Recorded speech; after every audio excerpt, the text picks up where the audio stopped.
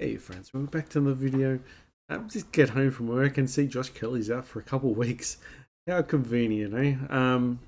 So the last video was pretty good because I was going to do the Bature and look pretty heavy and go with the midfield. But this time, because Josh Kelly's out now, and I did have, I did have Parrish as well. So they have to be a little bit smarter. I can't just go top heavy.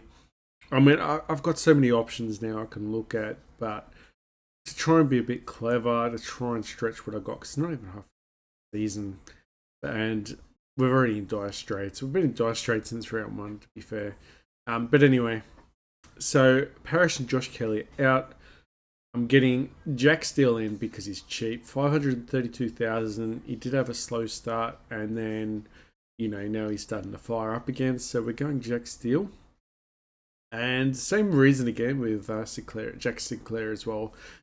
Slow start to the season. Had a bit of a hiccup, but now he looks like he's back. I know I said don't go for St Kilda defenders, but Sinclair's actually one guy, which I said in the previous video as well. He does have some raw talent. So he's actually above a lot of players, like with talent and skill.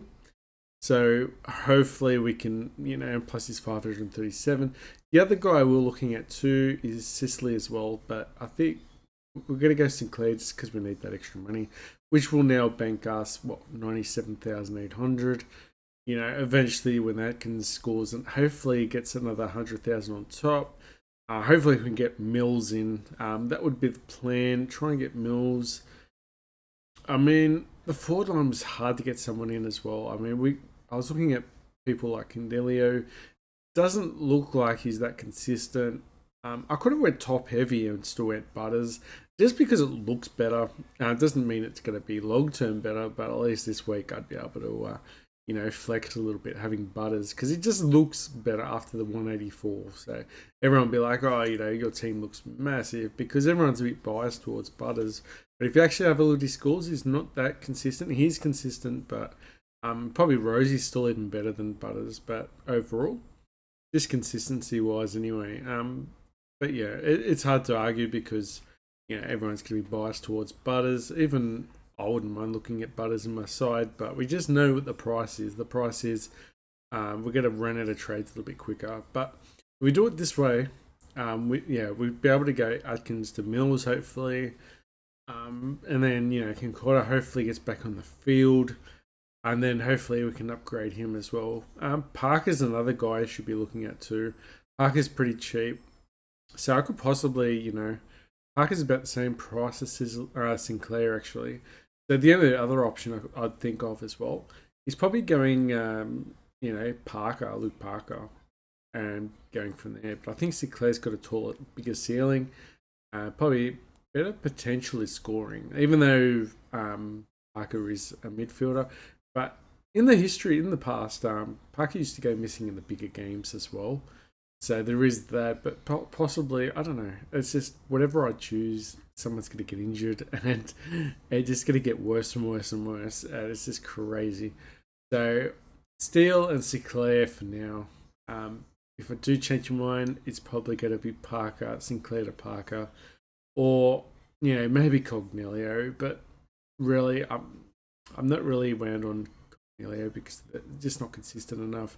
But eventually I will have to look at trying to get more forwards in the forward line. Probably the best target to get would be a Rosie in the forward line because everyone's got Rosie, so that'd be just a safe option. So if you've got, a better field than everyone else, say, adding people that everyone else has got is pretty safe. It's probably quite smart as well. Another guy is LDU, but he's already out again, even longer. So we actually tipped against trading him in earlier on the season when everyone thought, oh no, he's a must-have. Third week in, LDU, he's a must-have. Everyone must get him. We decided not to. We went Trelaw instead, but we all know how that went. But LDU probably even went worse because now he's even out even longer and under 500,000 as well. So Yeah, it's just one of those seasons. Like I said, it's just disastrous. Even I think it was Joe said it. He said that it's not even halfway through the season. And how long does it feel? I mean, I still can't wait for next season the way this is. But we're still trying our heart out because we know even any score that's above 2100, it's just going to help the rating of the league, and just as the league.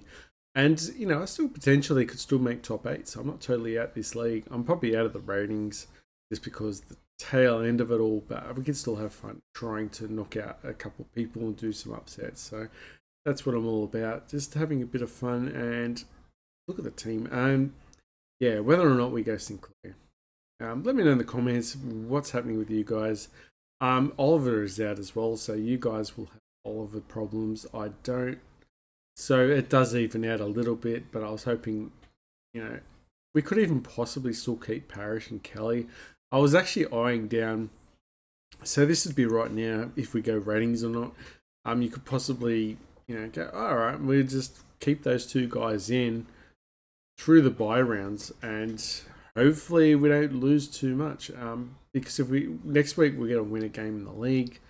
I'm not sure who we're playing up after that, but if you got some easy matchups in leagues, which in our league we don't really, but if you're watching it and you do have easy matchups, you could possibly keep players like Kelly and Parrish if you think you're going to win the next few rounds anyway, because you're going to have them in the bye rounds missing regardless. So, and you could just trade them out then, or just keep them in the whole time.